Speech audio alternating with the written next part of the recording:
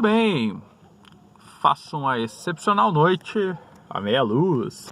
As circunstâncias não nos impedem de transbordar. Vamos lá. Eu ia falar que vai ser rápido, mas eu nunca sou, né? Vamos lá. Você já reparou que você não fica perplexo com muita frequência? Aquele estado mental onde você fala, caramba, isso realmente me surpreendeu, tô chocado e tal. Isso não acontece com muita frequência. E a maior parte das vezes que você até fala isso, você não está verdadeiramente perplexo, né?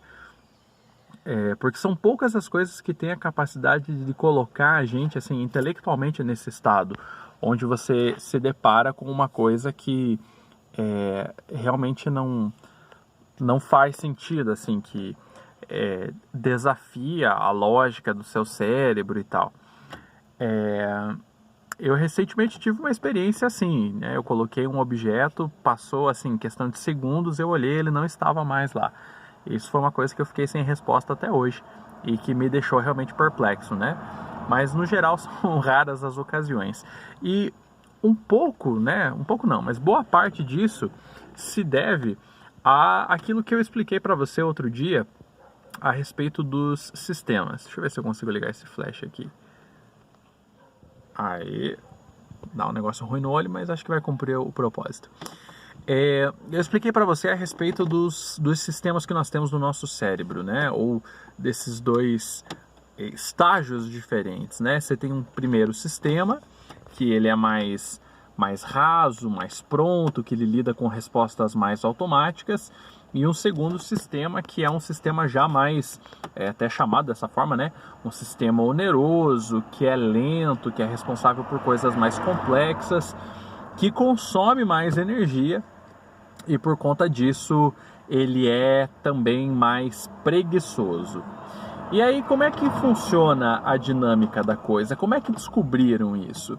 Descobriram isso porque, assim, quando você estuda linguagem, né, idiomas e tal, como foi, né, o meu caso, aí o caso da Raquel na faculdade, você aprende, né, que faz muito tempo que o ser humano se pergunta, né, onde está o pensamento, como funciona a linguagem, essas coisas que nos diferenciam do restante da criação, né? Isso data desde os gregos lá, mas é a partir do século XX que a gente tem ciências estudando isso, fazendo testes e tudo mais. Mas o que acontece? Tem um tempo aí que esse pessoal percebeu que as crianças, elas têm uma boa intuição para a gramática. Não vou entrar nos detalhes da teoria aqui, mas basicamente assim, ó, imagina uma criança aí que está aprendendo a falar português como primeira língua. Ela diz, eu dormi, eu comi, eu bebi, e aí quando ela vai falar o fazer, ela diz, eu fazia. E a gente acha bonitinho e tal, e considera, né, isso um erro.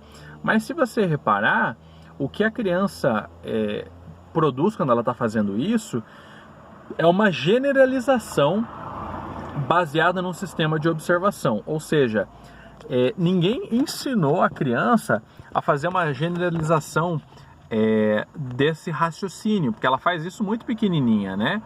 E é interessante como isso é intuitivo. Então, a partir dessa ideia, os caras pensaram, bom, será que a gente tem essa mesma naturalidade que a gente tem para a gramática, a gente tem para a estatística? E se percebeu que naturalmente o nosso cérebro não consegue fazer isso com estatística. Nem nós, leigos aí do cotidiano, nem os renomados matemáticos e estatísticos que estudam e pesquisam isso são bons para fazer isso instintivamente. E por quê? Porque, vamos lá, nessa dinâmica do sistema rápido, do sistema lento, tem uma coisinha que acontece aí no meio. O seu sistema 1 vai ver se ele dá conta de resolver aquela situação, aquela ideia, aquele julgamento, aquele raciocínio de forma rápida. Se ele não consegue, ele quer jogar para o sistema 2. Mas antes dele fazer isso, ele se certifica se ele não consegue simplificar a coisa. E na expressiva maioria das vezes, o que acontece é justamente isso. O sistema 1 consegue substituir algo por algo mais simples.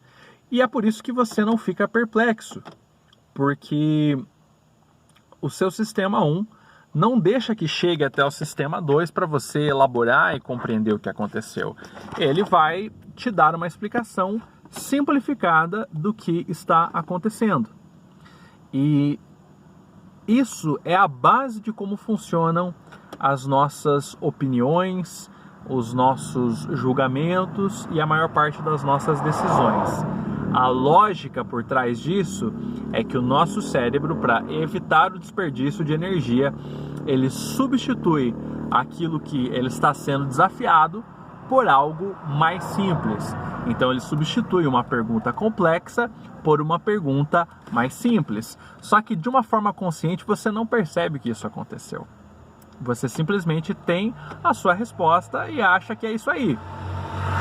Então, por exemplo, se alguém pergunta para você, você acredita que vai chover hoje? Você vai ter uma resposta rápida para isso. Se perguntam para você, se perguntam para você, você acha que esse candidato aí vai ser eleito? Repare que se você parar para pensar, nenhuma dessas perguntas ela é exatamente simples de se responder. Porque se fosse simples, nós não precisávamos de estudos e institutos de meteorologia. Se fosse simples, ninguém era pego de surpresa, mas na prática não é bem isso que acontece, não é bem isso não é bem assim que a coisa funciona. Então, o que o seu cérebro faz? Ele substitui a pergunta vai chover por a aparência do céu está com uma aparência que leva a isso. As impressões que eu tenho tido a respeito desse candidato, ou até mesmo o desejo que eu tenho a respeito desse candidato, ele é de eleição ou não? Então, é mais ou menos assim que o seu cérebro vai funcionar.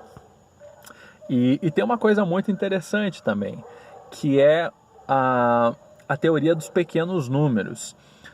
Vamos pegar um exemplo da seguinte maneira, para ficar claro para você entender. Imagina que você tem uma lata gigantesca, assim. Imagina uma lata de tinta, daquelas de 20 litros, e você enche ela de bolinhas de gude. Só que ela só tem de duas cores, tem a azul e tem a vermelha. E aí você precisa calcular qual que é a probabilidade de quando você pegar uma determinada quantidade, elas serem todas iguais. Então você tem, por exemplo, assim, pegar de 4 em 4 e pegar de 7 em 7. A partir disso você tem que deduzir qual que é a proporção de azuis e vermelhas dentro dessa lata. Acompanhe esse raciocínio. Se você pegar sempre de 4 em 4, a probabilidade de que você pegue da mesma cor, ela é muito mais alta do que se você pegar de 7 em 7. Só que se você pegar de 7 em 7, você tem, por mais que o resultado varie, você tem uma amostra que é mais compatível com a realidade do que aquela amostra pequena de 4 em 4. Ou seja, aqueles números pequenos, eles vão tender a enganar você. E como é que isso se traduz de uma forma prática na nossa vida? Quando uma coisa acontece, vamos colocar como exemplo aí um acidente, um crime, ou qualquer que seja a circunstância, você tende a acreditar que certas coisas elas são muito mais graves porque você está vendo isso repetidas vezes na mídia. Só que você só vê um determinado fato noticiado tantas vezes na mídia porque se um canal de comunicação veiculou, o outro não pode ficar atrás. Então se deu no jornal, tem que dar no rádio. Se deu no Jornal Nacional, tem que dar no portal de notícias da sua cidade. E ele vai se propagando dessa forma. Se ele está se propagando dessa forma, as pessoas vão estar falando sobre o assunto. E se tudo isso acontece, Pessoas que ganham dinheiro com determinadas situações, elas percebem isso e elas patrocinam aquelas notícias para que haja rentabilidade. Então, vamos supor que surge aí uma notícia que vai nevar aqui no sul do Brasil. Todo o sul do Brasil vai nevar. Poxa, se eu sou um comerciante que vende casacos mais grossos, que eu vendo botas, se eu vendo, né, ou decido vender corrente para colocar no pneu, na neve, é do meu interesse que essa notícia seja muito propagada. Só que o fato de ter tanta propagação não quer dizer necessariamente que aquilo tem aquela gravidade, aquela seriedade ou aquela credibilidade realmente. Só que o seu sistema 1 vai perceber que você tem muito acesso a isso, que isso está sendo repetido com muita frequência. Então ele vai tirar a conclusão de que aquilo é verdade. Da mesma forma que se ele tem algumas impressões a respeito do candidato, ele vai acreditar que aquele candidato vai ser eleito ou não vai ser eleito. Então o seu cérebro encurta essa percepção, não deixa que a parte mais competente do seu cérebro faça essa análise e você já tem uma opinião. E sabe por que isso acontece? É porque quando você olha para o mundo, quando você olha para o universo e vê a multiplicidade de coisas e pessoas e movimentos e organismos, você percebe que ele se desenvolve em meio ao caos. Existe uma ordem que mantém as coisas em equilíbrio, mas o universo em si é caótico. Mas o nosso cérebro, ele deseja a ordem, a organização. É por isso que a gente não quer abraçar o caos que é outro ser humano. Ao invés disso, você quer colocar ele em determinadas caixinhas para você simplificar e isso trazer uma aparência de ordem para o seu mundo. Da mesma forma, seria insuportável o tempo inteiro pensar que o universo ele é puramente caos, que a energia, que tudo que existe, cresce, prospera no meio do caos. Então, nosso cérebro busca esses recursos para simplificar a nossa vida e criar uma aparência de ordem no mundo, o que nos traz maior tranquilidade para viver. E eu estou dizendo isso não é para você ficar paranoico, não é para você, sei lá, qualquer loucura que possa ter passado pela sua cabeça.